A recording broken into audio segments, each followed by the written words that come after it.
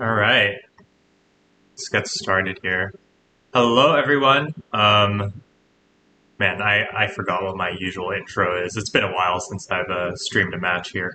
Um, Today I'm here because we are casting a Nomadium 3 show match. It's between MoC and WL. And I took a quick glance at the replays, and it looks like the games are done by tier system, but you know it's they're not like exact like this team versus this team. That's all right. Hopefully there'll be some exciting games nonetheless. If you don't know, I'm ASC Prepare, and I have agreed to do some of the casting. I'm volunteered to help out for Nomadium 3, so expect to see me in some future casts and stuff. I don't really know anything else about these games, so let's just get started here.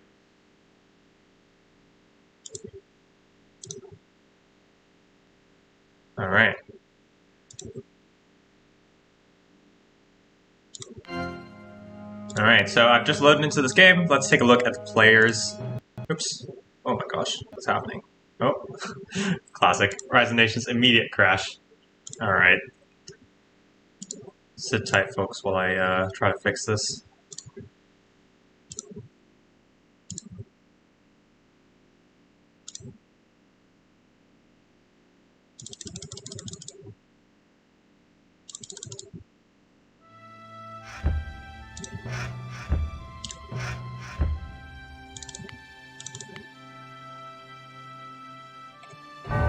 Alright. Let's try this again. Got Rise Nations. We got the replay going. Alright. Oh dear. Alright.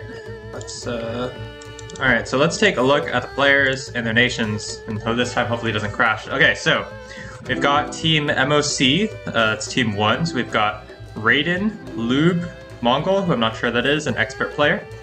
And they're up against Elnaboy, Dane, Phantom, and Han. I don't know who half of these players are, but that's okay. We see some pretty solid players on either side. This should be an exciting game. Let's take a look at their nations. So we've got Raiden with Indians, Lube with Iroquois, Mongol with Egyptians, and Expert player with Nubians. And they're up against Elnaboy with Lakota, Dane with Koreans, Phantom with Maya, and Han with Chinese. So at least we're looking at the Nomadium 3 tier list. We've got Tier 1 and 3 Tier 4s, and then kind of a smattering of the rest, a Tier 1, Tier 2, and 2 Tier 3s. I definitely give the edge to Team MoC here in the nations, at least. It's kind of tough having these really slow or weaker nations. Just don't have a ton of benefits. Anyways, let's take a look at what map we're on. It looks like...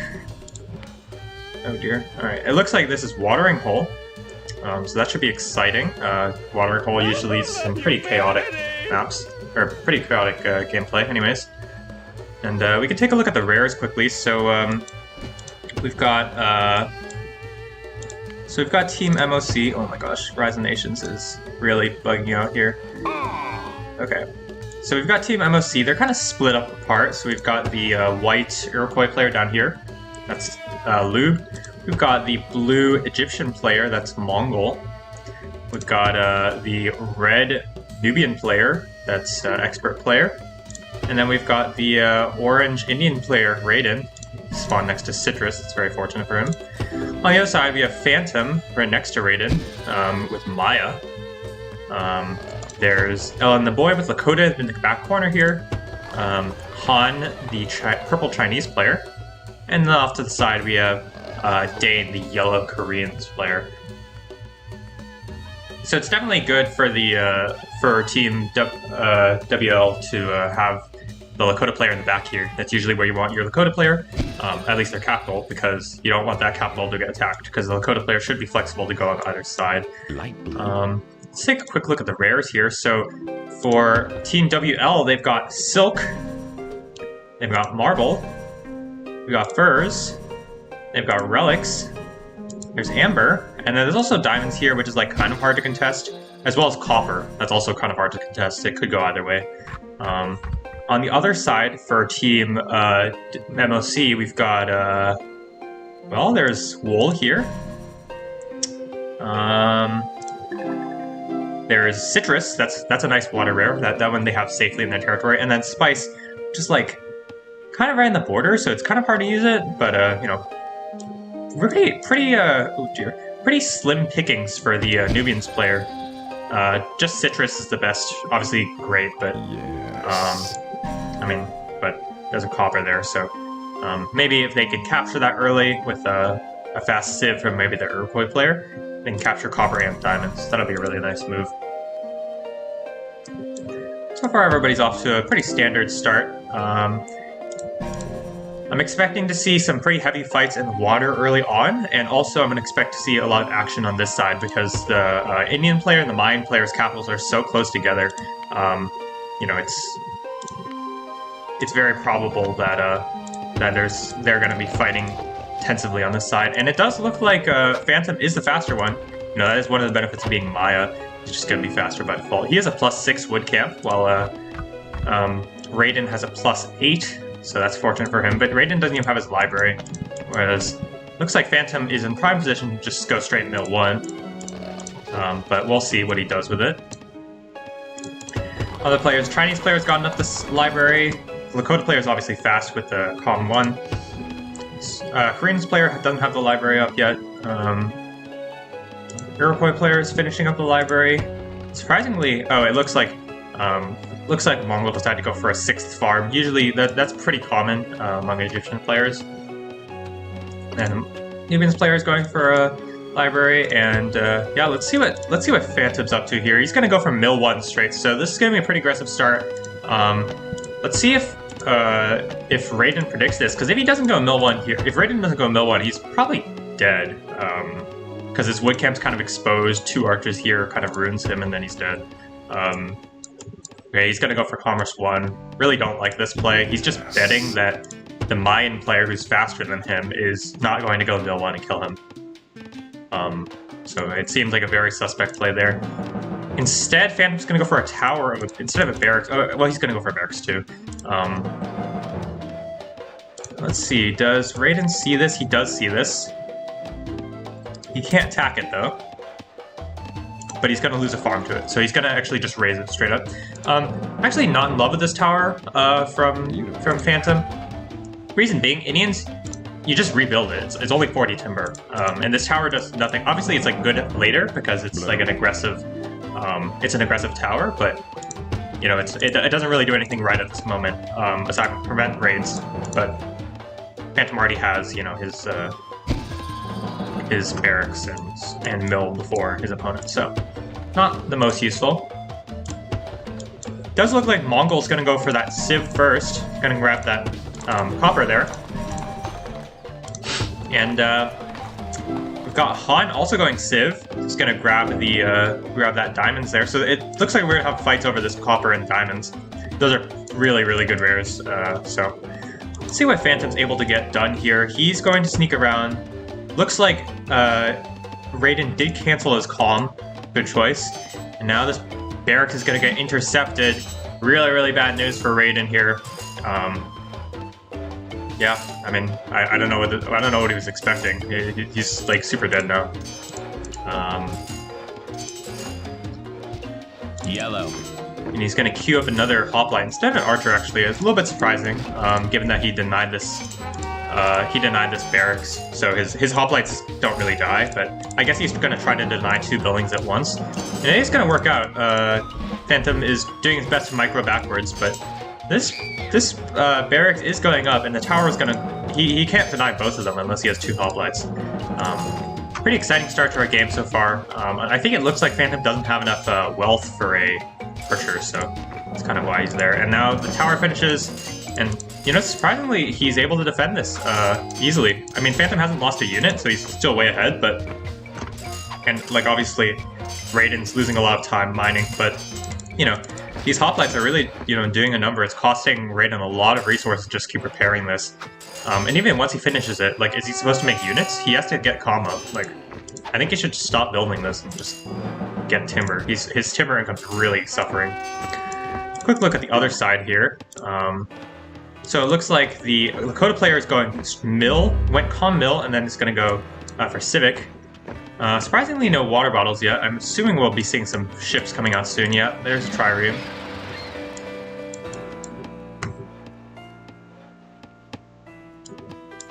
Quick glance at the other side. So it looks like Phantom is able to get away with all of his units. That's good of him. And Raiden's able to defend, but he's definitely way slowed down. If you look at the economies, Phantom has a better economy. He has 3 extra units. This +8 camp is going to help Raiden recover, definitely. And there are some ships now for the team of MoC and the team of WL. They're going to start battling it out in the water, but obviously the team of Citrus is going to win that out, except for Copper, because now the Egyptian player has that city. There's a tower going up near Copper, but they see that already. But this Copper is really, really important. Because now Team MoC has both water rares, which makes winning water ridiculously easy compared to otherwise. So I'm expecting to see like a lot of land aggression on land from the team of WL. Oh look, here's a battle between citizens. They're just smacking each other. That 4 attack takes 10 hits to kill a citizen, give or take. So it looks like Raiden's gonna go Civ and Phantom's just gonna start making boats. Yep, they're gonna start fighting C. Nice little raid from Ellen the Boy here in the back with a hoplite. Just really annoying, just being annoying as possible. He's gonna Civ here, and the Iroquois player is gonna Civ forward. This is kind of awkward city placement, because now the Iroquois player can attack here or here, but also will get flanked from both sides. Nice little raid from the Iroquois player. This is really annoying. It's definitely going to slow down Dane a lot. This is a pretty brutal raid. These units just run away from any raiders. And we're going to see battles in the water, so it does look like Team MoC is winning the battle as expected. They have less boats, but, you know, Copper and Citrus are really, really good, so... How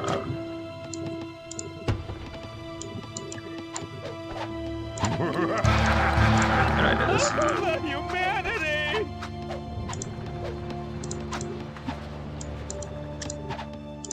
Looks like there's chaos happening everywhere as per usual. Big fight here on the bottom right side here. We've got Phantom up against Raiden.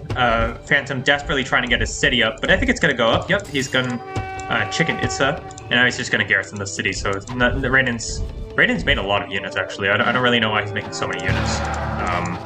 He needs to get his economy together, or else he's gonna age way too late. Looks like this tower on this side did finish, so that's gonna be able to take out that market from the Egyptian player, which is gonna be nice. Wonder if we're gonna see any special builds here. Looks like Team WL is desperately fighting over water. Just really forcing the issue here.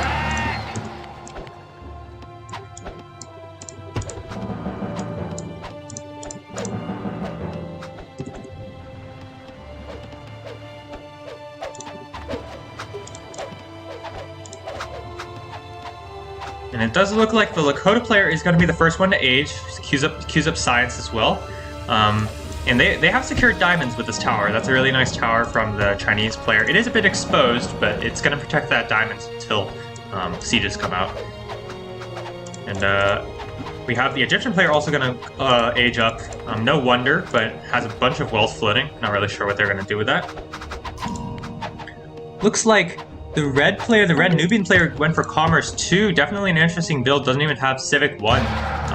But look at that economy. Wow, that is a greedy build. I don't know if this is the best idea, given that you have both water rares. But if you're being aggressive, maybe. Now with the classical age for some players, Lakota for the Egyptian player soon, and also the Iroquois player. We're going to start seeing some fire ships coming out, and those things just really wreck these triremes here. Yep, the first fire ship, the first fire raft. Let's see if expert player is paying attention. He is not, but for some reason it does like no damage because, I don't know, science? On the other side, it looks like the action has calmed down. Raiden's Civ to the right. I don't really know what purpose that serves, aside from just making both of his cities exposed. I would have loved to see him Civ back, actually, but, I guess he's trying to cover more territory. Maybe get a mountain or something. Lots of water battles here. Basically boats from every single player aside from, I think, Raiden. He's the only one that skimped on the boats. So Phantom as well, but Phantom went on a massive mill raid early. We're going to see more skirmishing here. They're going to try and raid that copper, but it's going to be really tough with that tower and the city right there, and a bunch of units, obviously. Interested to see what the strategy of WL is here. I'm not really sure how they get themselves out of this one. Their opponents have both water rares, and you know, it does look like they're losing water despite trying really hard.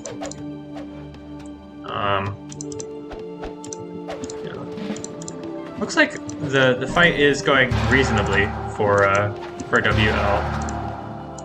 I mean, they're putting out their best effort. Like, they're not like losing complete control of the water, but you know, they're kind of stuck in this like little corner. Like, the red player is using this fish. Like, there's no way he should be allowed to use that. Phantom's complaining that his allies don't know how to micro. Such is life. Looks like we're going to see a Senate coming out. It's a pretty slow Senate, actually. The Lakota player's pretty much gone free there. These rares, these non-water rares are really good for WL. They've got furs, they've got relics, they have diamonds. That's a nice one, especially if they lose control of water. And then they have silk. Those are all pretty nice. And it's not like MoC can use spice. Like, basically their only two rares are citrus and copper, and also wool, which they should be using. I think Raiden's the only one who isn't using it. At this point, Dane and Phantom are going to age. Dane's gone for Com 2 in Ancient. That's an interesting choice. His economy is actually pretty low. I think he's been fighting and raiding and stuff. And that Iroquois raid from earlier on his wood camp really hurt him. So, you know, he's probably a little slow. But this could be a very good despot. We'll have to see what he does with it. So it looks like nearly everybody's aged up. Phantom's aging up now. Phantom was just very slow because, you know, he doesn't have the advantage of water. And also, he's been fighting. He went mill 1 against Raiden, so. Looks like this tower is putting in work. That 11 range with the free militia upgrade for Koreans killed a merchant, basically denied copper to the entire team of MoC aside from Mongol, the Egyptian player. And now we see a siege. This is how you want to go. Looks like Phantom has been pretty much left to his own devices, and then they might triple this side. If you take a look at the bottom side, the Lakota player's building here. Obviously, Yellow's going to be here. But this looks like a very good triple to me. I mean, usually you don't want to like randomly triple like this, but Raiden's going to need time to recover given that he's an Indians player, and Phantom can defend against a 2v1 pretty easily, even though he's slow because he is a mind player. He'll have time for once to rotate. We're going to see a Hanging Gardens from the Lakota player. He's went Senate. Don't know if I love this play. I think I would just get aggressive and then force the issue, but now we have Mill 2 coming out for most of these players, and they're going to start making army, but this city's reduced, right? And there is a despot here, just straight despot for the Chinese player. Mill 2, this is a pretty good economy with furs and diamonds. You know, doesn't have a great army, but I imagine the units are being produced for now. Fight in the water is still going on. It's a test of micro / not microing. Looks like the MoC is winning in the water. They're definitely winning the fight, although they're not really microing well against these fire rafts. They're taking pretty big damage from them. Looks like we're going to see a huge militia pull here from Han. There's no support whatsoever. He's just here by himself. He's going to fight 2 players by himself. His units aren't upgraded. I don't know about this. He has a lot of militia. He has a bunch of citizens, too. Seems like a bit of a yikes. He has some citizens just pulled in there. That's pretty awkward. Could have turned them into militia earlier, but... Yep, he's going to get crushed here. I don't know what he was thinking here. We do see Mongol's going to respect the attack and pull in some militia himself. And it looks like he's able to defend. It does look like MoC has responded to this 3 players on one side with 3 players of their own. So it's going to be a 1v1 basically on this side and a 3v3 on this side.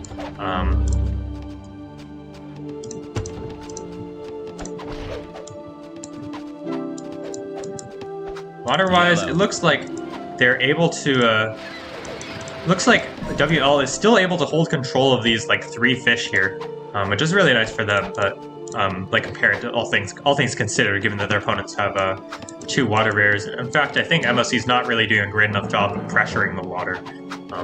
Of course, they have to make sure they don't die on land first. This side, Phantom's still struggling. He went mill 2 early. I'm not... Okay, he does go back for that Republic. Not really sure why he went for mill 2 straight up like that. I think just going Republic is fine. Maybe he's trying to get aggressive with some raids or something. There is a pretty big Iroquois army pressing in here. He doesn't have the Archer upgrade, but it is pretty big. And there's currently nothing here. I wonder where... Oh, it looks like Elle and the boys' army was wrecked here. Now, it looks like Team MoC is in big trouble. I'm not really sure, like, the only side that's, like, close to winning is Phantom's side, but he's like still 100 points behind the Indian player. His economy's not really there, so in fact, I would say he's losing. They're pretty much losing on all fronts here. Not really sure what they can do at this point. Korean's player did go for that Despot. I think if they had been a bit more disciplined and just hit this Iroquois city, that's an easy victory. Because this is a large city. Their opponents are not going to take this, right? Because they have 2 towers here. Their opponents don't have any siege because they've been making army. You just go rotate here, help out your Lakota player. Oh wow, this Lakota player is like no army. What the heck? What happened? I guess he did go Hanging Gardens, and his economy is popping off. But still, I mean. Looks like Raiden's going to start sieging on this side. He's going to start seizing the advantage. Phantom still has very little army. Honestly, given that his opponent is an Indians player, I think he can just skimp on army. He could have skimped on army earlier and had a better eco and then pumped out army. Does look like Team WL is gradually encroaching on the water space, although it looks like they've kind of like forgotten about it / been distracted. Iroquois player is going to continue pressing and going to send some raids with some light horses. That's pretty annoying.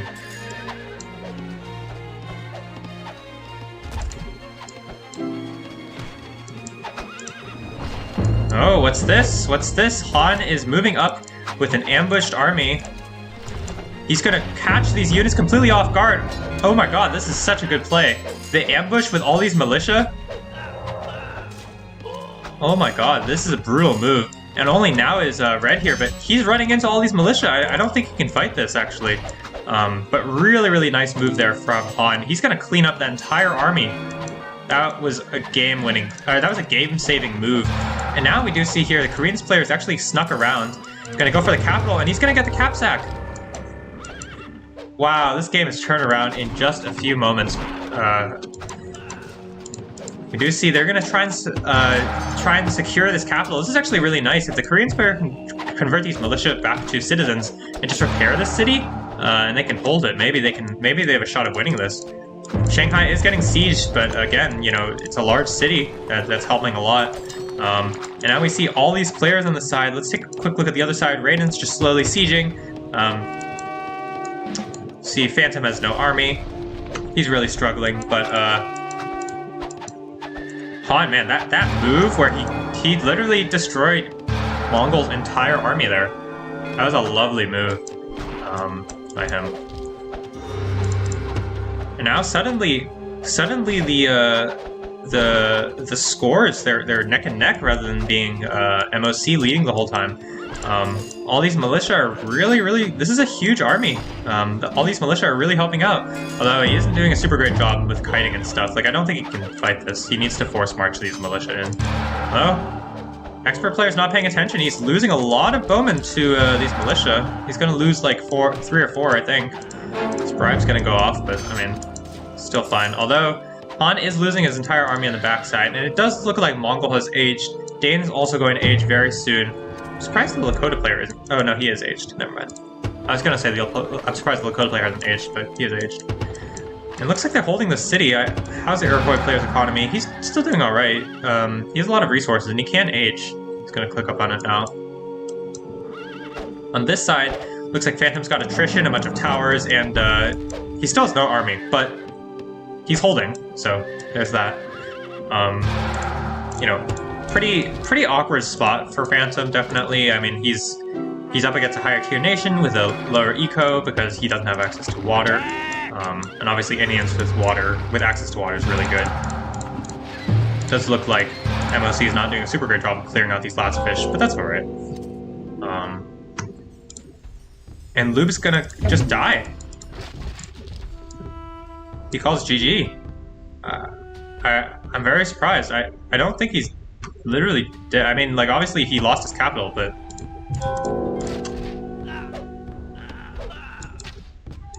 Yeah, this is a very surprising turn of events. I don't know if that was, like, super close to GG. Like, I guess they're running out of army, but, I mean, this side's winning. Like Raiden is winning against Phantom. I don't know why Lube resigned there. Pretty suspect for Zion. I don't know about that one. But now that he is dead, you know, it's a 3v4, and this game gets pretty difficult for MoC.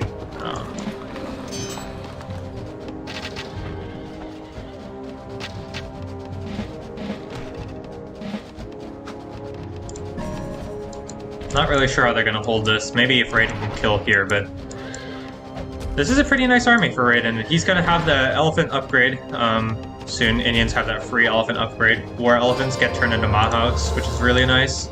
And Phantom still... he can age. He hasn't clicked up on the button yet for some reason. He's actually going to send out Raiders. This is a pretty daring move. And actually Raiden's going to go for a charge here. He's going to force the issue. I don't know. I think if he just upgrades, he's okay, but... the attrition is burning. Phantom has pulled all his militia.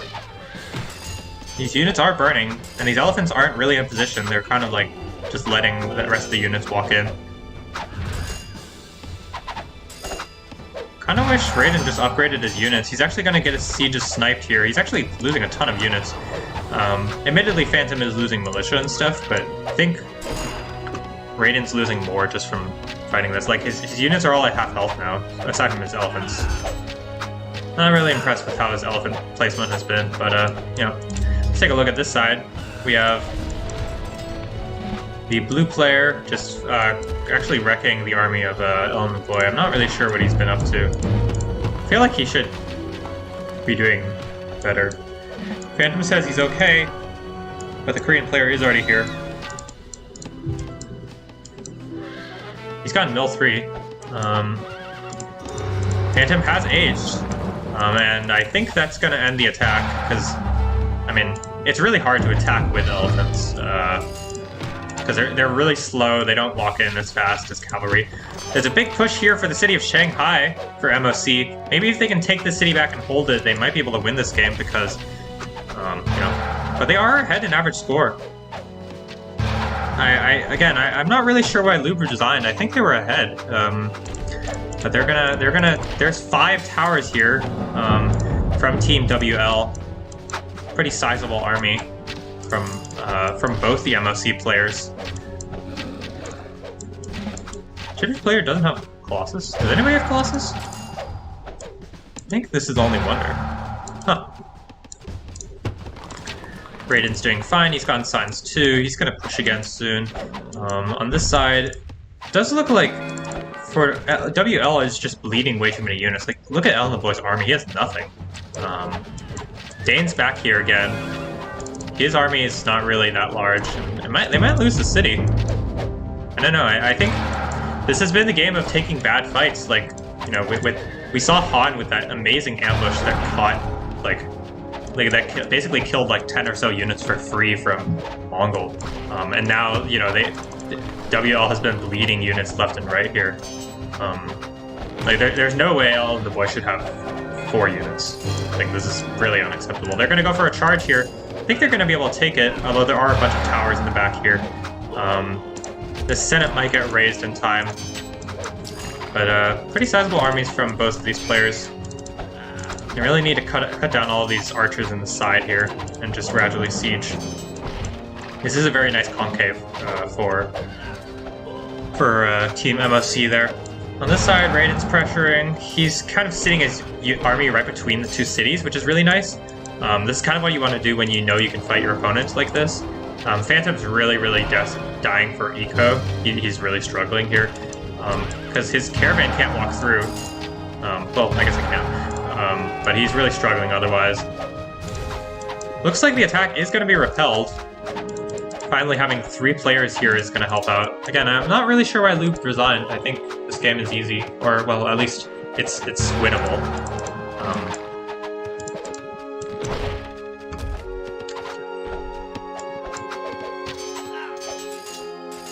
Phantom's going to go for a desperate charge. I don't think that's going to work out, given that Raiden still has a bunch of full health elephants, and he's going to be able to take the City of Chicken Itza pretty easily. Some decoy trebuchets. I think he needs some more trebuchets, but that's alright.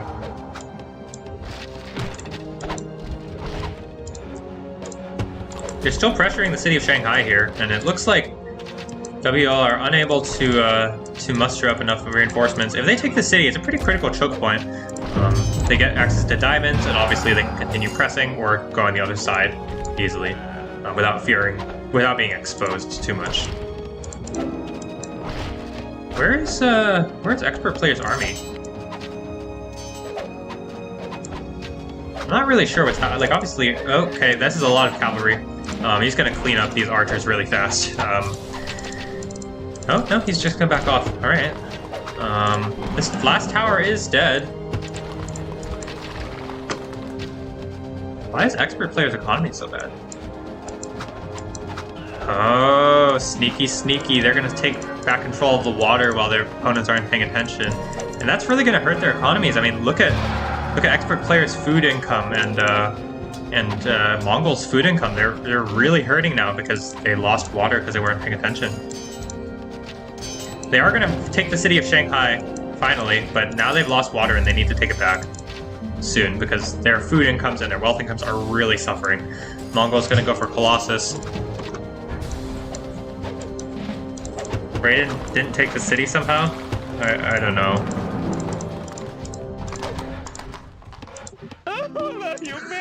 We see them talking in the all chat.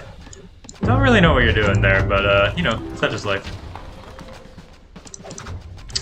Yeah, it seems he lost a couple elephants and the rest of his army there. Looks like Mongol and Expert Player have realized that they need to win back water, so they're going to max out and they're going to go for 2 docks. So definitely move should have come earlier. He has plenty of resources to spend, and you know, but they have taken the city of Shanghai. It's not the capital anymore, but you know, it is there. Phantom has a bit to breathe. He's got some time to fix his eco. He's currently raising a Senate. He's you know, he could be fishing. He's kind of missing out on some fish. This is one of those fisherman bug things where they get pushed to the side and then they don't fish.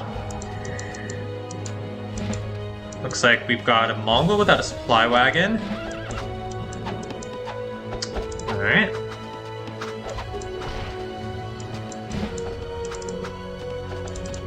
And the water wars begin again. We have 2 Karaks from, or 3 Karaks from Expert Player and 2 from Raiden.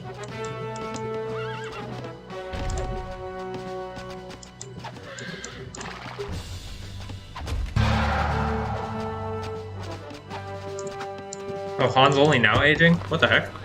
I know he was on a despot economy, but I guess he was making a bunch of units. I'm not sure. He did lose a lot with that city, I guess. Mongol's gonna finish that Mongol's gonna finish that Egyptians. Mongol's gonna finish that that Colossus. That's gonna be really nice. You know, taking advantage of the, you know, it is very cheap for the Egyptian player, especially given that their team doesn't have any wonders. It is only On the Boy that has Hanging Gardens. He's actually almost aging, so that should probably make a big difference on this side. He has some army. He's on this side. He's gonna probably take this city of Sais? I don't know. Phantom's still fighting. He's gonna just try and snipe a siege because I think he realizes he can't fight against all these elephants, but this is more costly than it's worth. I think he's gonna lose some knights. Oh no, he sneaks to water. Alright. Looks like Team WL is gonna take back water. They figured it out. Their food incomes are definitely really suffering. but you know, they eventually figured it out. They're going to take back water. But now the issue is Elon the Boy is going to age soon. He's literally right next to Adrian, so.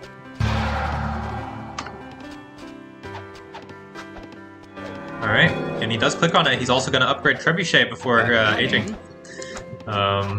Bit of a questionable move, but you know.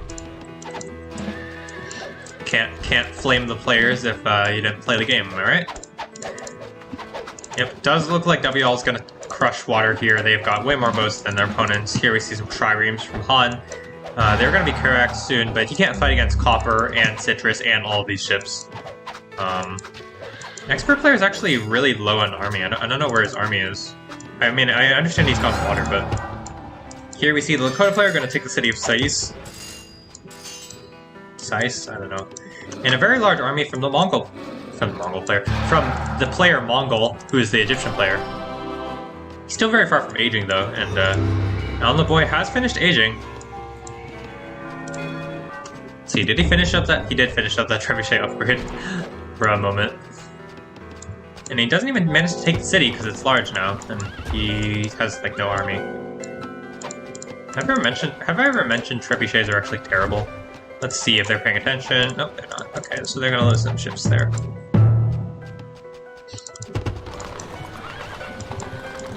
Raiden's still pressing. Phantom is still alive. Part of me wants to say, like, good job, Phantom, for surviving, but part of me also wants to say, like, I feel like Raiden has not been playing this super duper well, so maybe Phantom could have recovered, but, you know, I guess Phantom is just trying to make sure he doesn't die, because he thinks the other side will win, because now they have 3. We're gonna see a bit of a skirmish here. It's a bit to take back Shanghai. It looks like it's gonna work, because Expert Player has no army. He doesn't have Mill 3. He has so many resources. He has the resources for Mill 3, but he's not spending it. Pretty questionable plays, you know. Lakota player, let's see. So he's getting Heavy Net upgrade. He's got Arquebusier upgrade. Lead like Cavalry upgrade. Does he have Siege? He doesn't. But he's gonna come over and he's gonna force the issue on Shanghai. And Mongol is here. He could probably fight this, I think. There isn't that much army combined from all these players. There's a lot of cavalry, and Mongol doesn't really have that many pikemen. But he's gonna fight it out. Let's see who wins here. All these cavalry are, you know, they're definitely helping him out. And it does look like Mongol with a much bigger army is going to beat this army. All this cavalry from Mongol is really nice, speaking true to his name. Side, Raiden is pressuring, but he can't take the city because there's like 6 lookouts there and a bunch of archers. Alright. Mongol's going to clean this up. Feels like this game is... They're still leading in score. MoC there. So I think, again, if Lu hadn't resigned, this game would be easy for them. But instead, it's going to be a close game. So, you know, more exciting for that, I guess.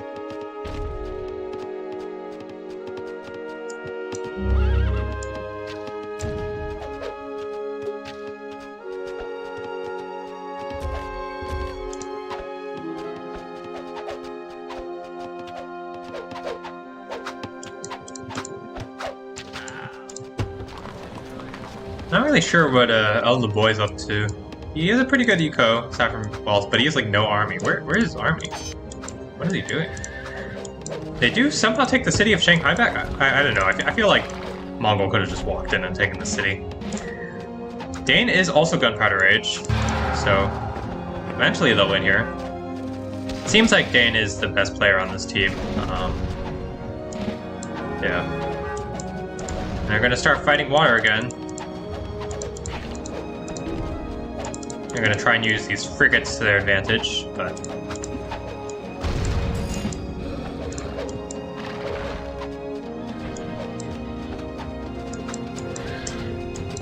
I feel like Elon the Boy just needs to make a big army and then mass it up. He's been sitting at like sub 75 population for quite a while. So... Hey, Jotten.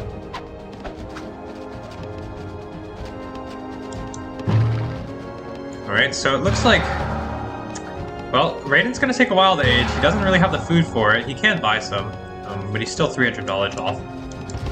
Orange. And, yeah. Alright, it looks like Egyptian player is going to wait to age. He's actually really struggling for knowledge for some reason. But he does have a very large army, and he's probably going to max out on slingers soon because he has so much food and timber.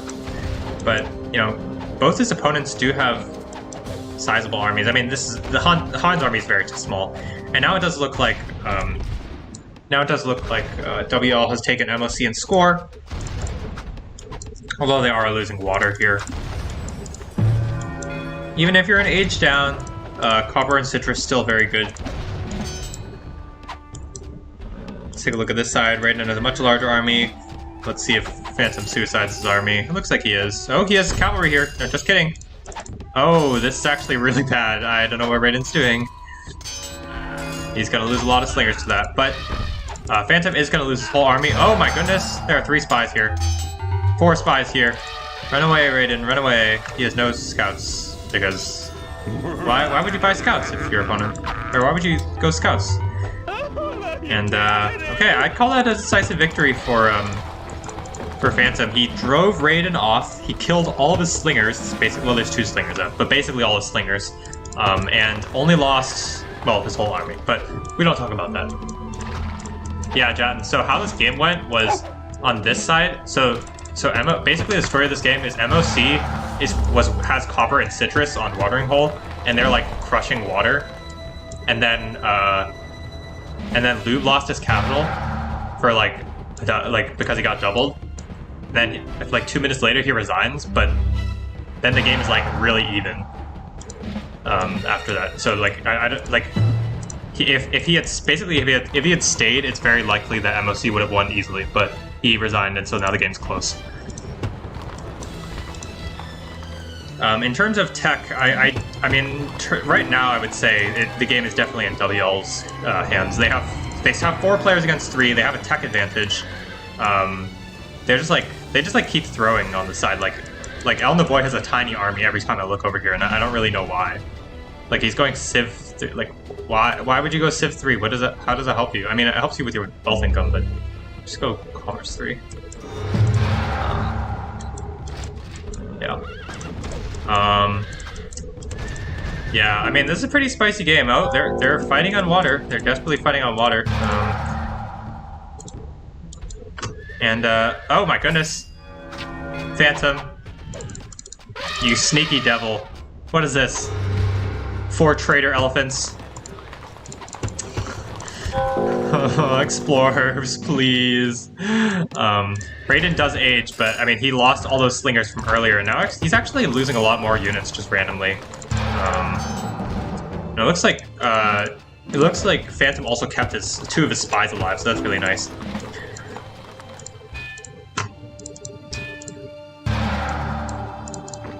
Looks like there's gonna be a big battle here. Egyptian player doesn't have monarchy. He's been behind on tech the whole time. But he has a really big army, but, you know, he hasn't really been able to press the issue, so now his opponents all have sizable armies. Dane with the Despot, he's going to finish up his monarchs soon. Han doesn't even have mill 3, but he still has some army. I think he's accepted that he's not going to age or something. Yeah. The last hope is Raiden. He has to kill here on this side, because otherwise his teammates are going to eventually get outgunned here. This is a very, very big Egyptian Colossus army, so that is something. And he's positioning it pretty well. It's really hard for WL to charge here, because there's so many buildings. And if they do charge there, then the horses sneak around. If they charge to the left, then an expert player, then he has all these cavalry, and he's staying very far away, so he can just run away, and an expert player can hopefully get some pickoffs. Expert player also has a pretty big army. He only has 2 types of units, which is pretty funny. But they are going to go for that charge, and Mongol is paying attention, and he's going to back off.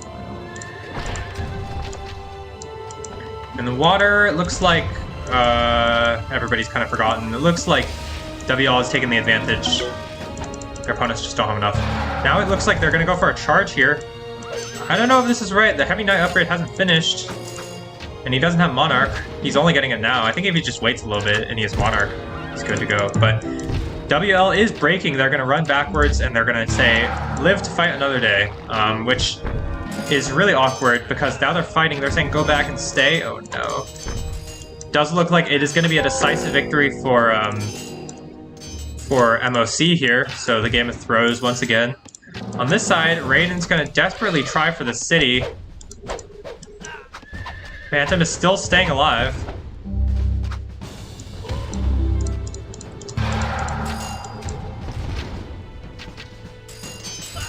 And, yeah, they're actually going to lose the side, so it looks like this, you know, another sign that, that if Loop had stayed, this game is an easy victory, but alas.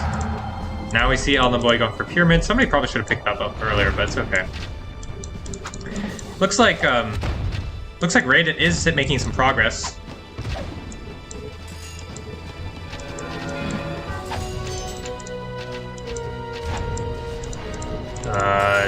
Mongol's gonna throw away some knights for no reason.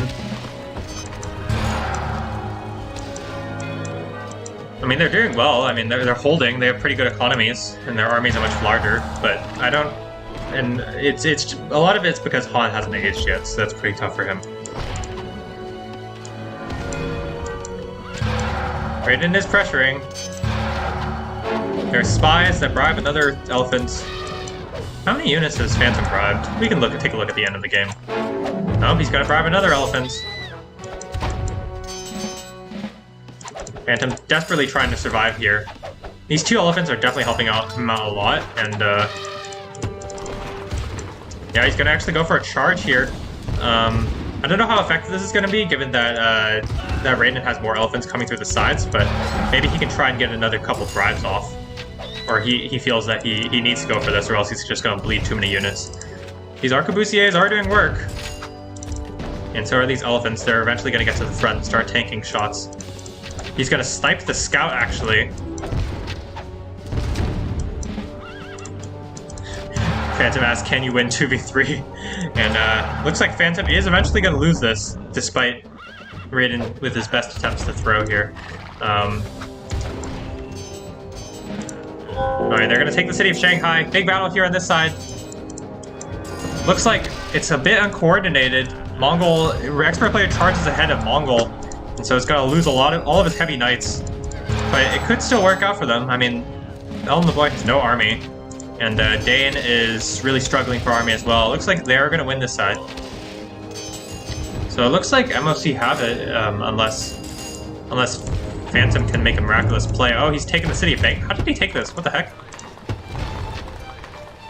Alright, whatever. He has a lot of resources, but he has no army, and at this point, Raiden can just steamroll him, so.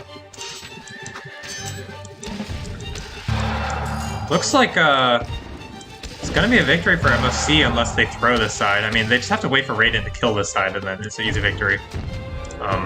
And they don't even mind the game going long because Mongol has Colossus, so it's like fine. Let's see. Ellen the boy is not close to age 4. Let's see. Obviously, Han is not. Dane can age. He's still a lot of knowledge off though. Indian's player is gonna pressure. Phantom's gonna finally age. He's really been like kind of shafted here. You know, his allies have been trying their best on the other side, but he's been kind of like left with the 1v1 that's not really favorable because of the poor start that he got. We do see Alnaboy here with some units, but this is not going to work out. I think it's over. The momentum is just too far. No? Okay, they're going to take Shanghai back. Where's expert player's army? Why is he so few units? Alas.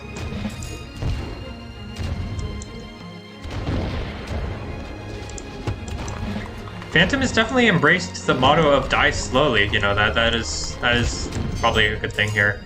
And Mongol doesn't have upgraded sieges for some reason. I'm not really sure why. He does have a siege factory. Just doesn't really want to upgrade them, I guess. Maybe he thinks catapults are uncivilized. And it looks like here, expert player is actually going to lose most of his army to an Age 3 army because he doesn't have enough cavalry. It's just heavy. It's just light or Chinese light infantry here that are actually really good against these pikemen.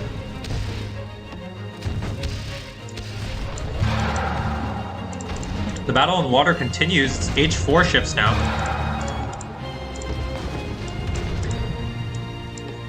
This is probably the longest lasting 3v4 I've seen in a while. Okay, Phantom's gonna lose this city. I think he's super dead now. Let's take a look at his economy. Yeah, he has nothing. He has no army. Dane says he will age soon. He's still 1,000 knowledge off. I think that's gonna come too little too late. Oh, what is happening here? Oh, okay. It looks like Mongol ran away, or Mongol ran in, and then Han ran away, and he ran to the water. But now the ships are here, so he has to go back on land. And he's actually going to lose a lot of units here. And again, it does look like the momentum is in the hands of MoC, because they are now winning on both sides.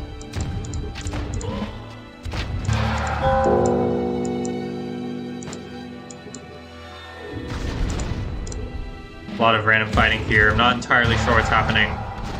Looks like Mongols split off some units to serve as reserve against it. I don't know.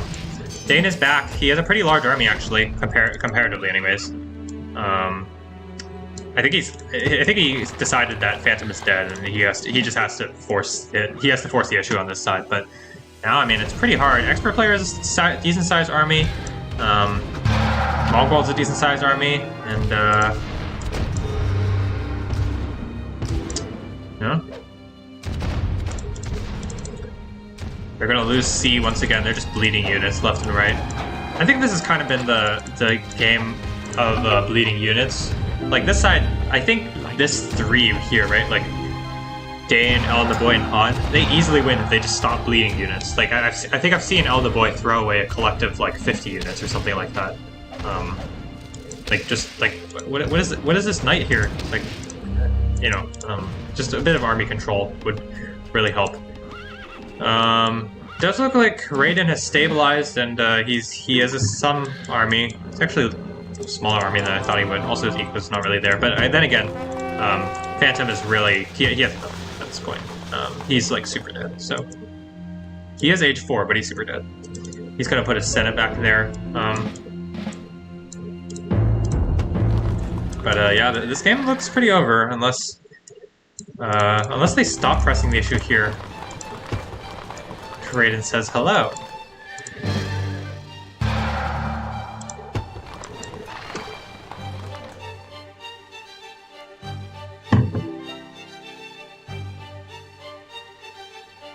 Enough said. Just pointing this knowledge thing out. Don't really know what's going on there. Oh, this knowledge thing too. What is it with people not spending their resources? Just click up on the mill and then click up on the commerce. Like, I don't know. I feel like it's not that hard. Okay, I mean, at least it looks like for Mongol he doesn't have the resources. He went for science, and now he's gonna get these upgrades. This is a really scary Egyptian player. I think he essentially, I mean, I was gonna say they essentially count for 2 players now, right? The Egyptian player counts for 2 players because he has Colossus and a really good eco. But I mean, they've been winning this side despite being actually 2v3 the whole time. So Phantom is gonna die, and okay, Raiden just left there. What's happening here? We've got some units from El Naboy here. Some has a small-ish army. Raiden has a much bigger army, so he's gonna walk in and smush him, I think. Oh, maybe not. He's gonna back out. Oh, he sees some units from Phantom, so he's gonna back out. All right.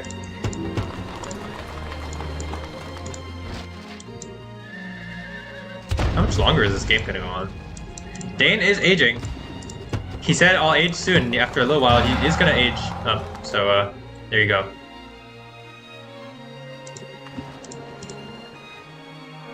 Take a look at the scores. MoC is ahead by 800, which is, you know, it's a fair amount, but they're not ahead by an unwinnable amount for WL.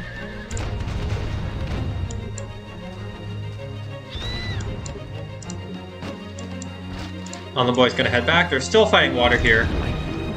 Looks like WL has gotten the upper hand in water. This has been a game of back and forth, definitely.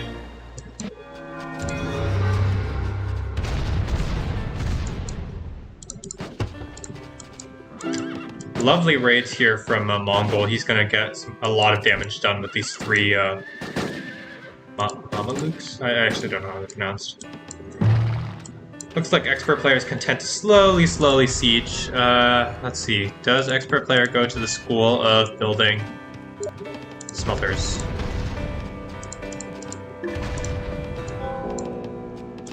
He does. He just hasn't built any smelters.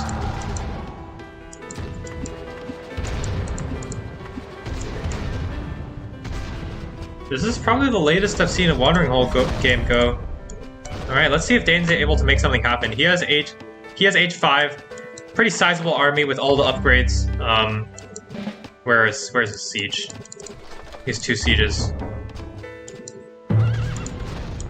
Let's see what his allies have. His allies, okay, so we've got Han, who is finally H4.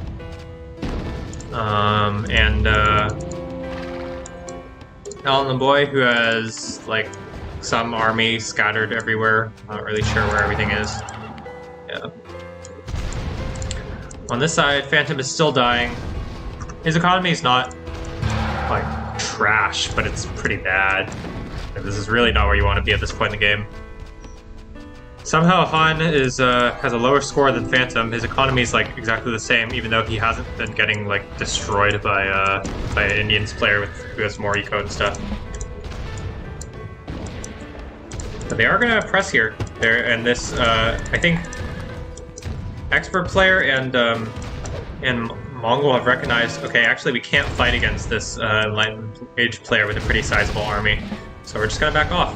And maybe Dane can press his advantage here. Let's see how close they are to aging. We've got Mongol, who is really close to aging. He can actually click up now. He's gonna click up now. And I think that's gonna be the death knell, because he is a pretty sizable army comparatively to, like, it's a fairly similar sized army to Dane, so as soon as he ages with better economy, because he's, you know, not despot, and a bunch of the, you know, the upgrades from, or some of the benefits from a large army size with Colossus and stuff, I think he's going to win it out, but we'll see.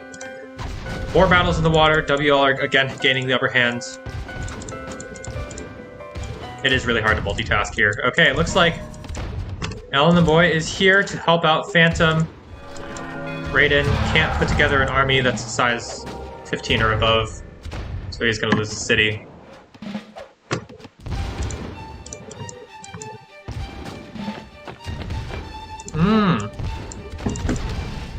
On his coin? Okay. I didn't expect that, because I feel like the story... Well, okay, so this game, Han had one really good move where he had an ambush and killed, like, most of Mongol's army, but then after that he's just been kind of, like, feeding units, so... I guess he's making the best of things. Alright, they're gonna take the city of Kahun. Now they're pushing. The Egyptian player still hasn't quite aged yet. He's gonna back out. He has a huge army. Look at this giant army. Hey Raiden, you feel like you need to go on stream to defend your honor? I mean, you are doing a good job, right? You are technically winning against Phantom. It's just, you know, a little bit. Hey Mentalist, welcome to the stream. All right, it looks like Dane is crushing this side. Alan the Boy is also aged. He's gonna go for ship upgrades actually, and now the Egyptian player is finished aging. He's almost done with his upgrades. I imagine we're gonna see a massive charge very soon. Nubian's player is still quite far from aging. Needs all of that knowledge, but let's see here. Alan the Boy is not here, so it's gonna be a 2v2 for the first time in a while, because Alan the Boy is helping out Phantom on the side. Phantom's economy is recovering. It's getting somewhere. And we see the charge going in. A massive army. 2 massive armies from both sides. And actually, Dane's gonna get sandwiched here. He's gonna get sandwiched. He's getting flanked from all these cavalry on the right and the cavalry on the left. He's in massive trouble here. This is a really bad fight. Hey, Duzzles.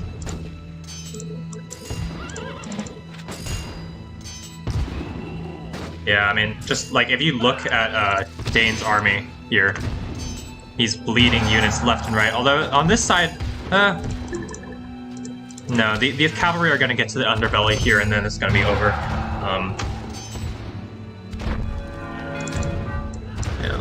Unfortunate fight for Dane there. He really needed to sit back on this side and defend because he just got sandwiched from both sides by all these cavalry, and he doesn't have enough heavy infantry to deal with it. So he's going to lose most of his army. The Egyptian player is going to keep the majority of his army. It was expert player that took most of the losses, but I think that's a loss that the Egyptian player is happy with. On this side, let's take a look. Raiden is trying his best. It's kind of awkward because expert player keeps coming back. And we do see some wonders going down. We see Versailles from Mongol and Porcelain Tower for Phantom. This is actually a really good choice from Phantom. I haven't actually seen this before, but the thought process I'm assuming behind it anyways is Phantom's going to go Porcelain Tower because he has no other way to quickly skyrocket his economy. And he needs to catch up, right? He needs to come back to being an actual player rather than being forced to have expert player help him continuously. So he needs to catch up his economy quickly, and what's the best wonder for doing that? Well, Porcelain Tower, of course, because it increases the rate that you gather resources by a lot of things. Elton the Boy is skirmishing with Raiden here. I think Raiden's going to win out in this fight. He has a slightly larger army. He's an H down, but he has elephants, so that's going to help a lot. And the Egyptian player, Mongol, is pressing the issue here. He's going to take back the city.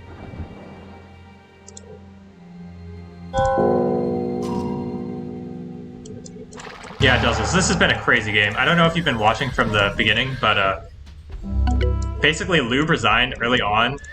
Like, you can see here, he's dead at H2. He resigned after his cap got sacked, and then the game continued for another, like, 40 minutes. So, like, it's been, like, really back and forth and even since then, so, you know, such is life. Looks like water is kind of calmed down for a bit, and, again, the scores are very close. It is MoC that, again, seems like they have the front foot here. The Egyptian player with such a large army, and it's only going to get worse from here. There's actually no way to stop him, I think, unless Elton the Boy ditches Phantom and comes back and they triple here. But they need to crush this Egyptian army. Dane has some army, but at this point the armies are just so expensive. Like, it's just like if you take a bad fight like he did up here at Shanghai, like it's really over. It does look like expert player is no longer here. He's kind of chilling at the top. I don't know what he's doing. So Han and Dane have decided, okay, it's time to go. It's time to go. And Mongol wisely decides, yeah, I'd rather not lose a bunch of units here. Let's just back out. Let's just kite back a little bit, which is a good choice. No need to take a pitch fight that isn't advantageous. Here, expert player is going to press the issue. They've got siege ships here. First time I've seen siege ships used to really good effect in Nomad. They're going to siege Raiden City. Maybe make a... maybe they might be able to win here, actually. Raiden is losing a bunch of units. Phantom has nothing. Okay. Nah, it doesn't look like it. They're not going to be able to get it. Siege ships were a good idea, but unfortunately, they just aren't really doing enough damage against the elephants and the high armor units of Raiden here.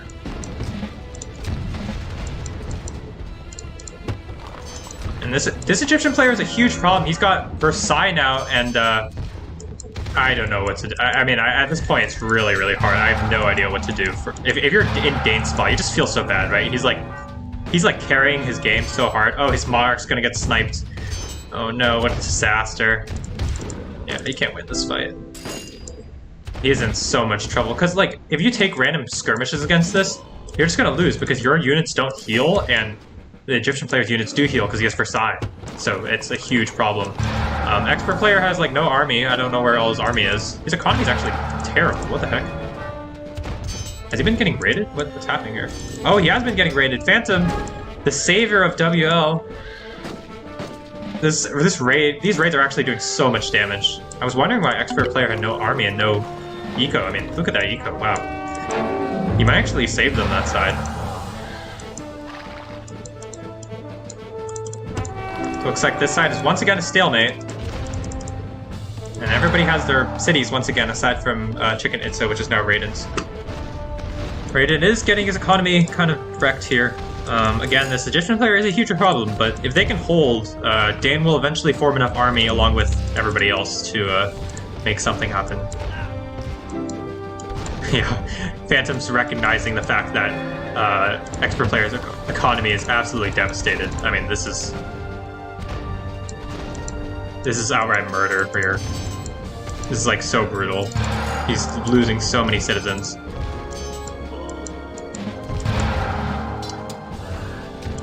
See this upgrade? Science 5, the next knowledge upgrade. At this point, I think Mongol needs to like really push because otherwise, like his ally's just gonna get raided to death. Expert player's doing a really poor job of handling these raids. I see no units being sent out. Let's see. Yeah, has he even noticed that this is happening? No, I guess he's still fighting on this front.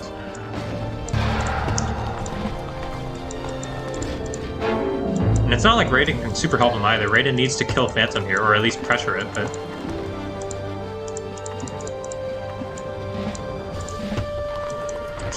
Yeah, I don't really know who's ahead anymore. This is still a huge problem, this Egyptian army here. Oh my god, this population. Oh my god.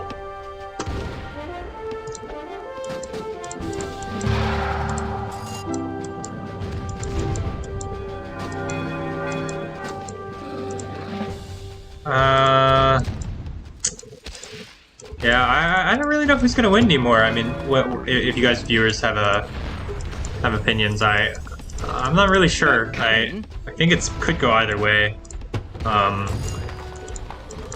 I mean, this is just like such a large Egyptian army, but those raids from Phantom have like destroyed, like absolutely destroyed expert player's economy. I mean, look at this. This is like, he's gone untouched, and his economy is now like actually awful. It's worse than Phantom's, who's actually recovered really well with the porcelain tower. That is one of the benefits of it. He's using marble as well. It's pretty funny. But he's recovered completely, basically. His economy is actually better than Raiden's at this point, aside from wealth and knowledge. What's Han up to? Han is... his economy's there. Yeah, this is a big problem. Let's see, he needs one more library research, so after this one he can age up to industrial. And that's when the game gets really difficult. All of these cuirassiers turn into tanks, and then it's just like you can't really do anything. And if you look at his score, he's actually the one that's inflating everybody else's scores. That's why they're actually ahead in score, because he's at nearly 20k. He's gonna go for a charge on the city of Seoul. I don't think Dane can fight this. He has all these militia pulled, pretty sizable armies, but his monarch is liable to getting sniped. It is in the back, which is a good choice. Alright, the city is taken, and it looks like Versailles is going to win it out. All these Minutemen fighting, I'm actually not sure who's going to win because Dane's here now. Or not Dane, Han, sorry.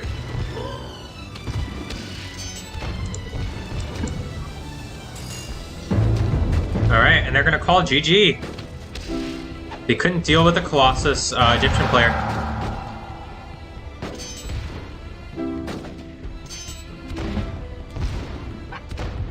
Is it GG? Let's see.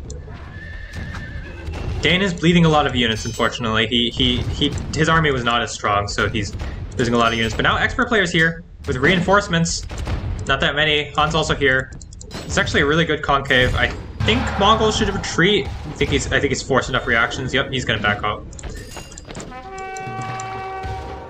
He's lost like 20 heavy cavalry, but he did kill a lot of units on the opponent's side. And he's just gonna kite backwards, and that's gonna be really nice. He's actually dealing with multiple raids here. Oh, a nice little push from Phantom. He's gonna take this Versailles. Oh no, he's not, just kidding. It's at the city, but he's gonna lose a lot of scholars and metal and stuff.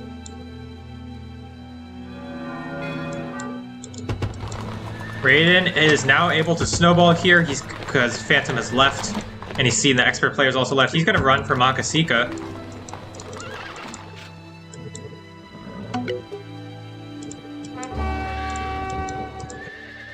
And they're gonna take back the city here with expert players' very meager army. Expert player still really hasn't recovered from those raids from Phantom. And GG is called. They see Raiden's army, and it's over, because they can't defend this capital.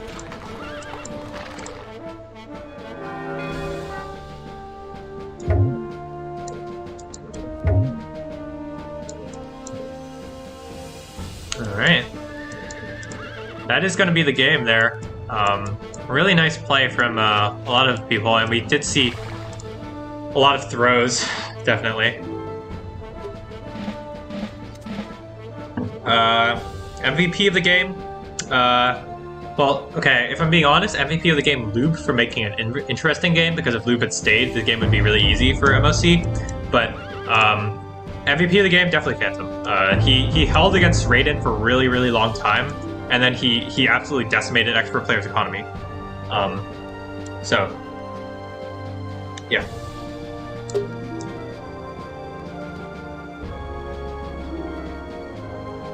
They're having some nice chat, nice compliments.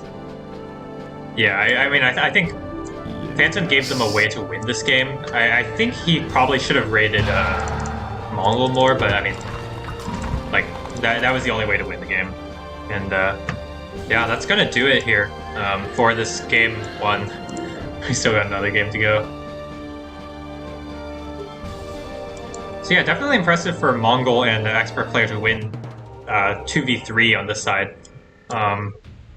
Do you think that was probably in part of just like Alan the Boy just like not really putting together much of an army? Like, he just kept bleeding units, and so it didn't really pan out for them. Alright, we're gonna fast forward to the end of the game here because alright, that's the game. Take a quick look at the game stats. Yep, Phantom's the most valuable player on the other side, and Mongol's the most valuable player there. Nice boom from Mongol, obviously. He went pretty much untouched because for a while, and then also he was able to get that Colossus, and then, you know, from there he amassed a giant army, and then, so really nice play from him. Yep, and if you look at the units killed, obviously he has the most, but Phantom, who is like, he had the lowest score for a while, he still has even K to D, and in fact, he has the most units killed on his team, so definitely impressive work from him. Yeah, and if we take a look at the units bribed, I guess, that's Glory, right? Yeah, he's got 11 bribes. Pretty funny there. So Raiden definitely bleeding a lot of elephants to him, but yeah. That's going to do it for this game. So that's going to be 1 in favor of MoC. And, oh wait, sorry, this one. It's going to be 1-0 in favor of MoC. We're going to take a quick 5-minute break here because I've been talking for quite a while. So yeah, sit tight. We'll be back in about 5 minutes.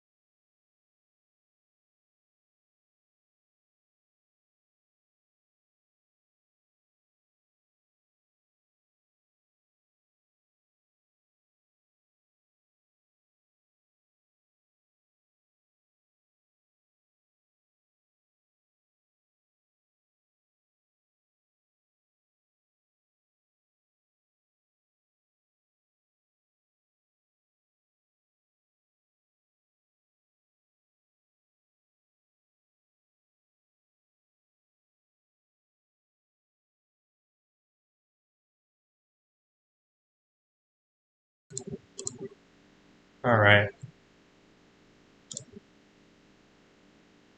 All right. Welcome back, everyone. We are going to be back for game number 2 here of MoC versus WL. All right. Let's get started here. So it looks like this time we're on Australian Outback. And let's take a look at the players and their nations. So for Team WL, who's Team 1 this time, we've got Dane, Benzin, Prolays, and Jatin. So everybody's different except from Dane. And they're up against MoC, which is Mentalist, Raiden, Mongol, and Expert Player. So we see 3 players returning from MoC, but no, everybody else, and then 1 player from WL, but everybody else is different, so nice to see some different players in the game. Let's take a look at their nations as well. So looks like this one is done by the what do you call it, the tier tournament rules. So WL is chosen as their tier 1. They've got Mongols as tier 1, Benzin with Americans as tier 2, Prolays with Nubians as tier 3, and Jatin with Dutch tier 4. They're up against Mongol with Mongols, Raiden and Mentalist with British, Raiden with Nubians, and Expert Player with Maya. So pretty smart of both teams to identify that Mongols are absolutely busted on this map. Just because there's not as much landmass as other maps, you have an insanely fast start. You can go a bunch of different builds. You can go fast Crom 2, you can go fast Mill 2 and Raid, you can go fast Despot, you can boom, you can really do whatever you want because you're so fast. Because I think you need to build like 2 farms and that's it, and you can max out your food income. And then we've got, on the other hand, the picks are British versus Americans. So British, obviously, if you can take advantage of the big eco, you can get a really fast, aggressive push, or you can go for a nice long boom game. Americans, they're more of a one-trick pony. Usually they're going to be booming along. Definitely interesting picks from both of these players. Everybody's picked Nubians. Personally, I don't really like Nubians, but to each their own. Nubians can be quite good at utilizing that wealth from fish to go for Calm 2, get a fast age with that. So that's pretty strong. And then the last pick, we see Jatin with Dutch, which is a pretty interesting pick over Maya compared to Maya. I think a lot of people would prefer Maya straight up, but Dutch do have cheaper commerce. They have a free light ship, and they have that power that helps increase their gather rates later on in the game. So those are all things that could be taken into account. But we'll see what these players do. Let's take a look at where they have spawned, because that's pretty important. So, got for Team WL, we've got the White Mongols player who has 2 farms and 63 food income, already building a library. Pretty balanced gameplay there. We've got the Blue Nubian player, Prolays, the Red Dutch player, Jatin, and the Green Americans player, Benson, who's on the side. Benson's really close to Mentalist, the Orange British player, his opponent, so they're going to be fighting each other. And then off in the back, we have the Purple Iron player, Expert player, the Light Blue Nubians player, Raiden, and the Yellow Mongols player, Mongol. I think is Mongol Momo? Not sure. Anyways, so it looks like it's like a pretty interesting setup. It seems to be at least that that WL are going to have control of the center earlier, and that's like a really important factor. Just being able to rotate back and forth is really important.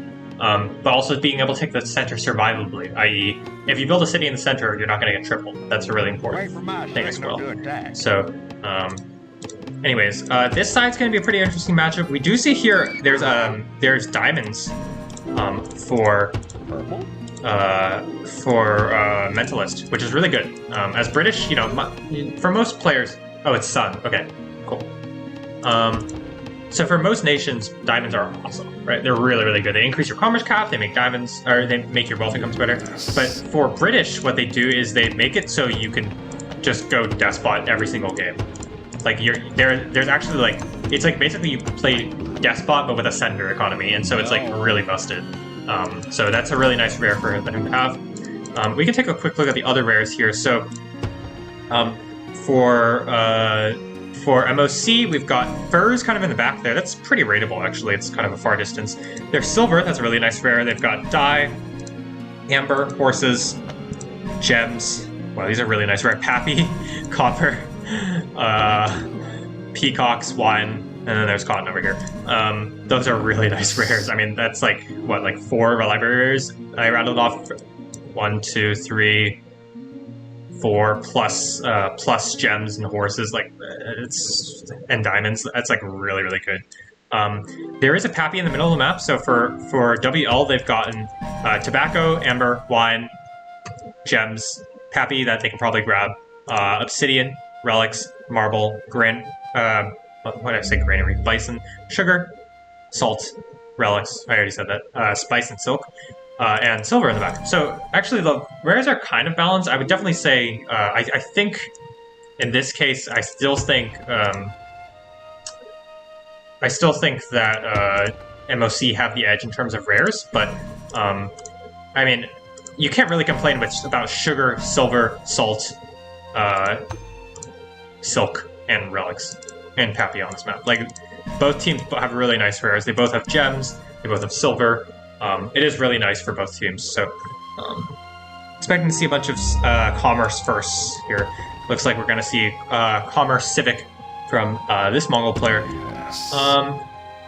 It looks like they haven't scouted Silk yet, so that's why Dane's going to go Civic here, because otherwise, I mean, there's not really much point to go Civic. I think you're just much better off saving for this. We see some shit talk in the chat, such as life. And yeah, oh, here we see some aggression. Mentalist coming out with a tower, and he's going to go for a barracks. He actually went straight mill 1. And this is going to be definitely annoying for Benson. He doesn't really have another wood camp. He has a wood camp over here, but that's only a +4. How much is this? He's a +5 here. I don't know why he's going over there. But that's definitely annoying, and this free archer is really nice.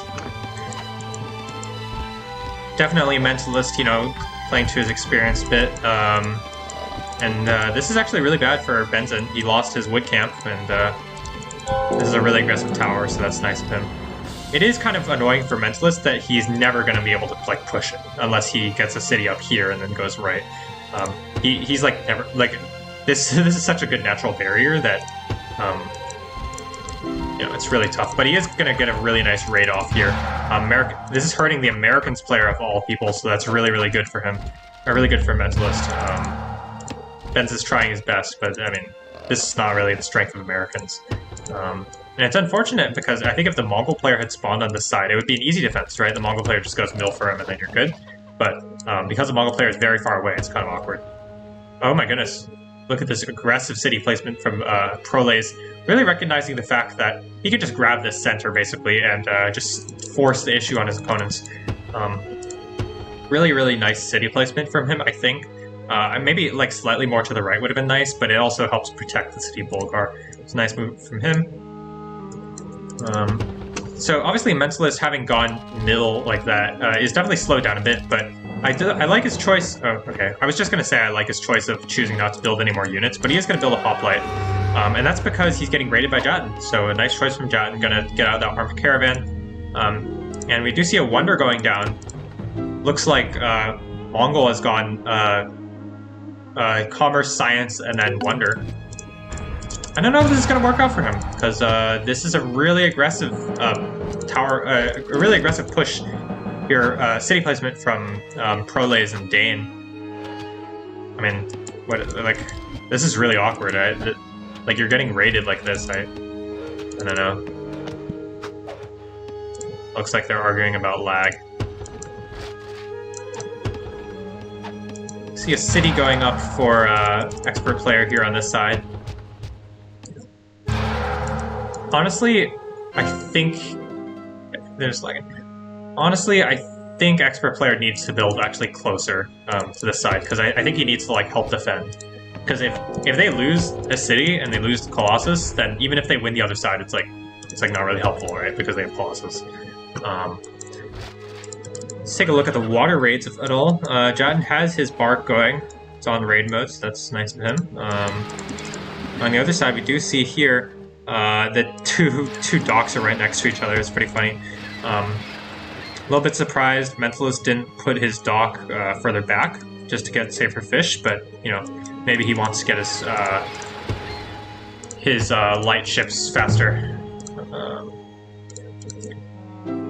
This tower is now in enemy territory. Oh, no, it's not anymore. Gems, really nice work. So it looks like most players are starting to age. Dane has aged. Let's take a look. Dane didn't go for calm. They still haven't scouted Silk or Silver. Really unfortunate for them. I think some sloppy scouting from their end. This tower, man, it's just going back and forth. They haven't been able to use Pappy for MoC here. No.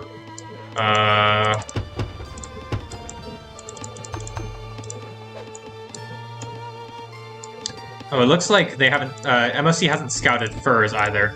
And oh, what's this? Oh, okay. I was gonna say, like, did he sneak a city over here? But it looks like it's just because Detroit's there. This is actually a really questionable building placement. I don't know why he built his city here. Like, what is this called? Like, if you build your city right back here, that's way better, right? And you don't put you don't put rocks in front of your city, and you don't open up this front for your opponent to attack. Because if you just build a line of buildings here, you're not going to get killed in classical age, at least, which is kind of when Americans are weakest. So, I don't really know about this building placement there. Let's take a look at this side. This is going to be where the action happens. Dane's got a horse archer already, and a light horse. He's going to start the raids. This tower is finished. That's definitely going to help out a lot. Prolays is... I'm not sure what he's up to. He's a zillion rares. He doesn't have a Senate. I don't know if I know what his plan is. Maybe they're still deciding or something. Looks like we're going to see Senator from the Mongol player. I'm not surprised. They can just pressure because they should be faster than their opponents. They can just pressure. Alright, looks like Mongol was able to get up the Colossus without too much damage being taken.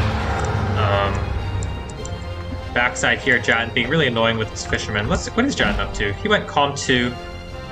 Really unfortunate he did not scout that Silk. He's actually really slow. Oh, well, actually no, I guess everybody else is just fast. What's that one? So it looks like Prolays is going for a fast Age, which is an interesting choice. He's going to go Senator. I think that's a good choice. I don't know if fast Age is going to work out against a Mongol player with Colossus. I think it's better to just... Oh, I guess he has 100 knowledge. That's fair. Jatan's raid is going to get driven away by Expert Player with the heavy ship. What's Expert Player up to? He's just booming along, or just playing standard so far. Mentalist is really far from aging for some reason. I don't really know why. I mean, admittedly, yeah, I don't really know why he's... Has he been raiding? I don't know why he's so far from aging. The American player is aging faster than him, so I'm not really sure.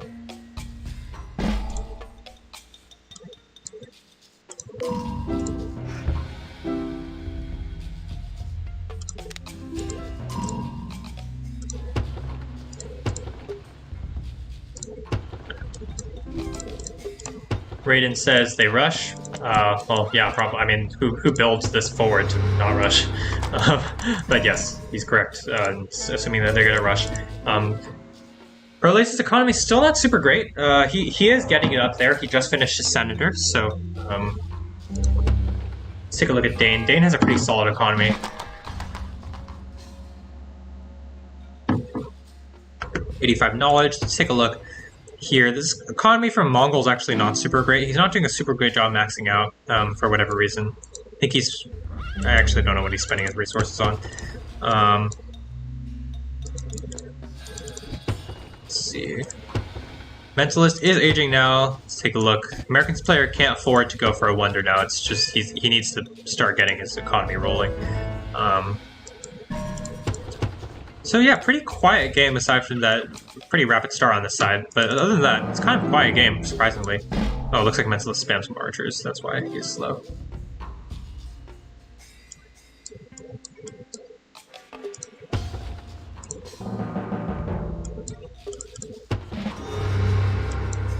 Alright, Proles has started to get some army, as well as Dane, with these horse archers. Surprised that Dane isn't using them to raid more, but he has forced a bunch of towers out of his opponents. We have a tower at Pappy, a tower at this wood camp, and another tower at Axum. Oh, they're actually going to deny Pappy from WL here. Nice little choice there. Expert player doesn't have Senator yet. I don't really know going Civic 2 this early is a super great idea. He also has a zillion wealth and not spending it on this empty university, but Proles is going to lose a unit to a tower they didn't know was there. And Dane's going to start the siege.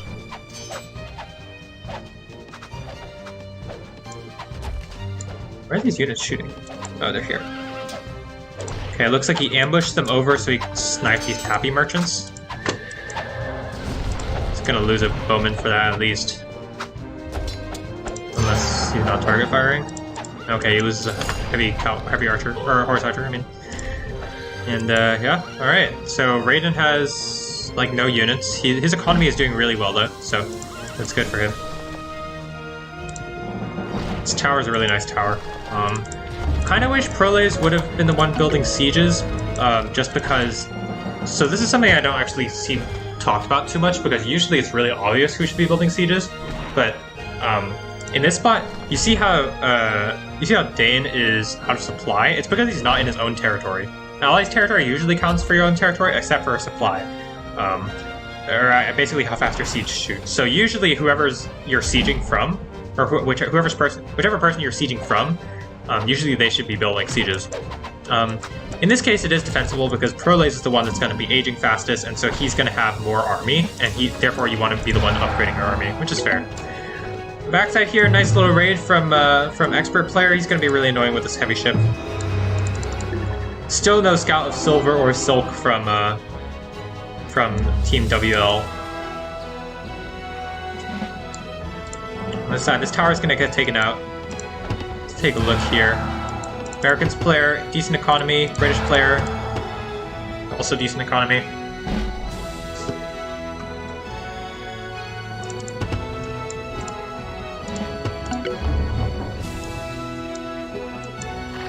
Let's take a look here. Proles has like a couple units. Yeah, it's really not enough to put pressure here. They need to make a bunch more units, but Raiden has a solid army. He's going to age as well, and he is leading. It does look like the scores are fairly even. It's only a 70 difference. Here we see some raids from the yellow Mongol player. This is really nice. I think just putting some pressure on the backside.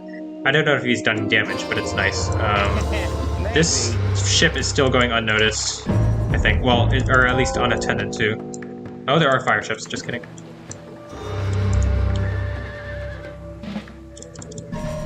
And it looks like MoC have done a good job denying WL that Pappy. Really questionable play to not take this Pappy. I'm not really sure. Let's see. Where's Jotton's second city? Oh, it's there, I guess. I guess he thought there was no way they were going to take it, but they did take it, so it's really awkward. So this is a much more passive game than the last game. So far, we've only seen some raids and stuff, and I think this favors MoC because they denied their opponents both Pappies, right? Or they denied their opponents Pappy. They've scouted their silver. Their opponents haven't. Have they? Yeah, they have. Okay. You know, they have Colossus, so I think it does favor them slightly. I kind of wish one of the WL players had gone for another Wonder or something. Ooh, devastating raid here for Mongol. He's gonna pick off a lot of kills here.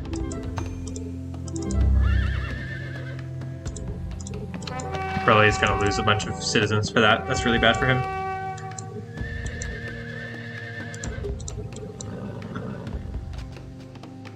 Again, Mongol being one of the better players on the MoC team.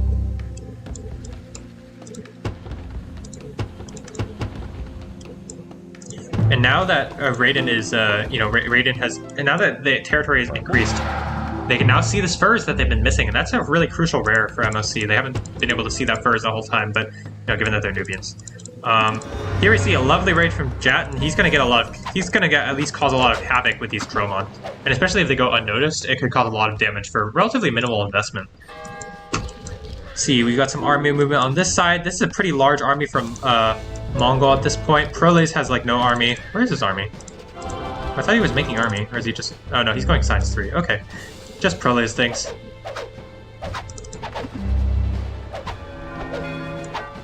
Scores are still pretty close. Mentalist is pressing on this side. He's got Despot. He has a pretty sizable army.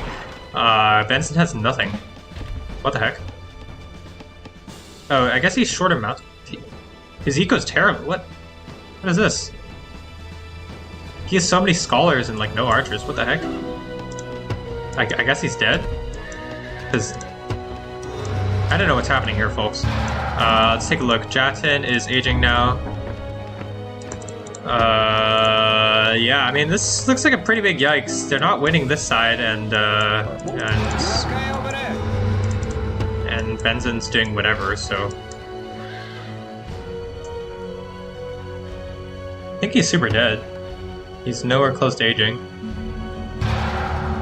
Looks like they have scouted that silk in the back there. Proles sees the silver, but hasn't pointed it out yet. Well, he hasn't seen it. Okay, Mentalist is gonna go for a charge. This is... I'm pretty sure this is lights out, actually. He maybe could have waited for night upgrade, but... And this is Mentalist giving some...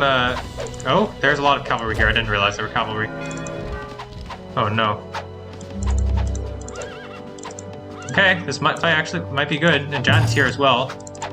Mentalist is just backing up. He's gonna lose some units for it, but not absolutely devastating anyways. And it looks like a lot of those cavalry were illusions. Or decoys, not illusions. I got my StarCraft terminology mixed up. Alright, we've got Raiden and Mongol pressing on this side now. Again, not really in love with how Proles has played this.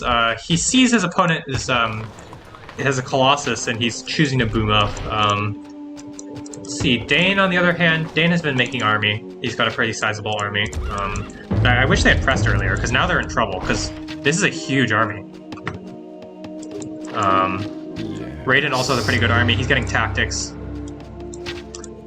And, yeah, I mean, this game looks pretty lost for WL. I'm not really sure. I think just, like, on this side, they were just way too passive with the fast Nubians Mongols start. I don't know what Benzin did, but Mentalist should kill him shortly. He has a really good eco. He's going to get Commerce 2, so that's going to bring his eco up a lot. American's player's eco's fine, but it's not great.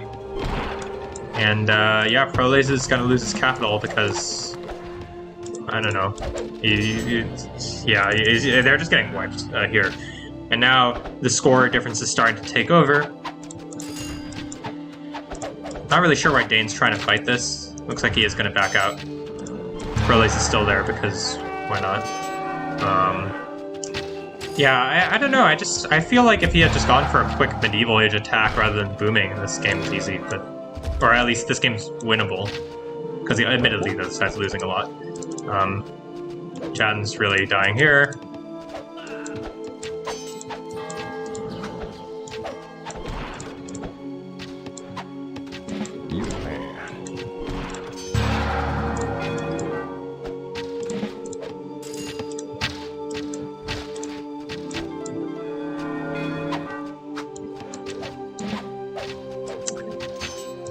Yeah, I don't know. I'm just not really in love with how they played this game from the WL side. I think strategically they just made some poor decisions that kind of cost him. Mentalist's army is kind of going down. It seems like he's recognized the other side's winning, so I'm just going to make sure I can secure the later game against an American's player who might be able to outboom me if I don't kill him. So he's going to go for a pyramid. And I mean, this is a really nice eco. It's better than the American's player eco, at least, except in knowledge, but it's only slightly. Still some water raids happening. Definitely annoying for Mentalist. He has that there. Yeah, just being really, really annoying, keeping the pressure on. Small 1v1. It's just a bunch of skirmishing. It looks almost like an STD match, a standard match between Jackson and what do you call it? And expert player. It looks like Jackson is getting the better end of it. Turns out crossbows are actually much better than heavy archers.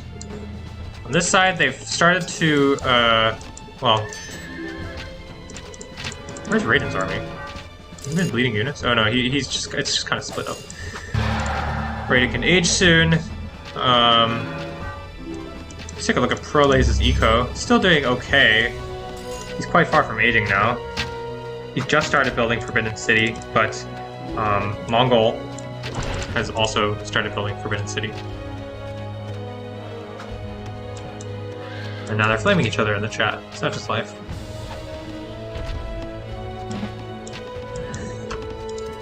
Yeah, this game looks pretty lost. I'm not really sure what to do, because Jadden can't leave, right? Because he's trading continuously. And Prolaze, they can't take the city back. They just don't have enough army. Like, once the Colossus player gets a lead, like, it's really, you know... It looks like they're not... They had some serious miscommunication on this side.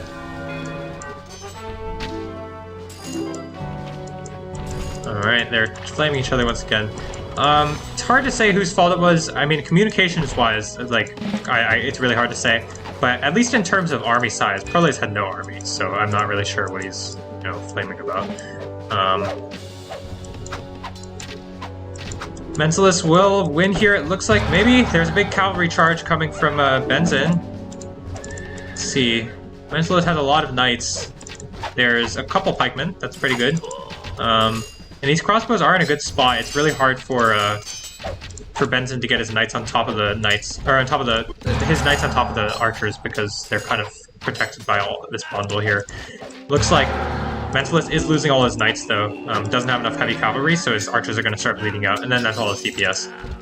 He can't get on top of the squishy backline either, because his horses need to stay back here to defend.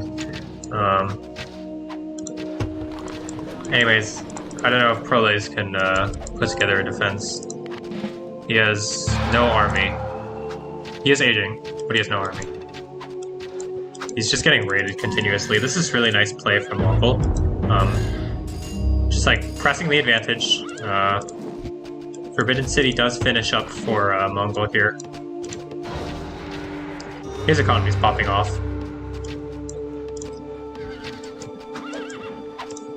And yeah, that's probably going to be the game.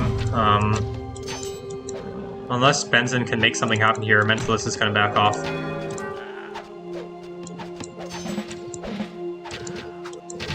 Yeah, again, it feels like the story of this game is just like... They just really didn't communicate well on this left side. I'm not sure what happened, but it really didn't work well. Jadden is winning his 1v1, as to be expected. Having crossbows is better than not having crossbows, but still, I mean, it's not gonna be enough. Like, he's taken one city, but Prolaze is gonna, like, literally die. I think what Jadden was supposed to do here, actually, like, to try and salvage the game, is just mass a big army and ignore the mine player and just try and rotate over. Like, sneak his army over. Hope the mine player doesn't have sieges. Because they're never gonna take the city with two players. Prolaze has no army, Dane has some army, but he lost a lot. Raiden has a H4 army, and yeah, this game's over.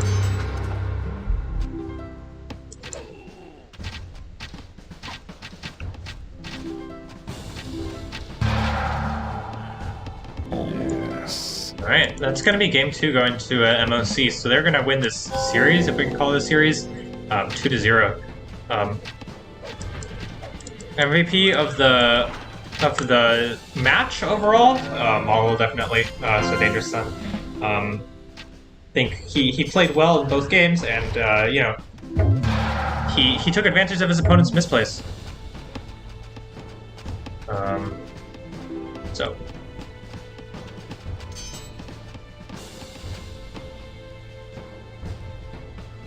Yeah.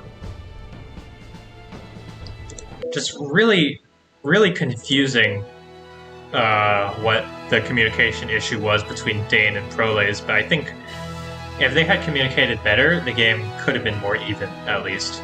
Because Jan was winning here. Benson was he was technically winning, but he was going to lose in the long run, because Mentalist has Pyramids and he doesn't. And also he's closer to aging, I think. Yeah. But, you know, maybe if this side had not gone so poorly for Dane and Prolays, maybe they could have made something out of it. Anyways, so pretty clean game from the other players. You know, I've been flaming Raiden a lot, but I do think he played well this game. Just like did his job, nothing too fancy. Made a big army, attacked when necessary, defended raids, or you know. Yeah, so that's gonna do it for this cast here. I hope you all enjoyed. Yeah, that's again, it's gonna be 2-0 in favor of MoC. But you know, obviously because this is not like exactly a show match, not like with the same teams, it's whatever. Also, this was a good chance for me to test out all my technology and stuff for streaming. Yeah, I hope you guys have enjoyed, and I will see you around. This is ASE Pair signing off. Hope you guys have enjoyed the stream. See ya.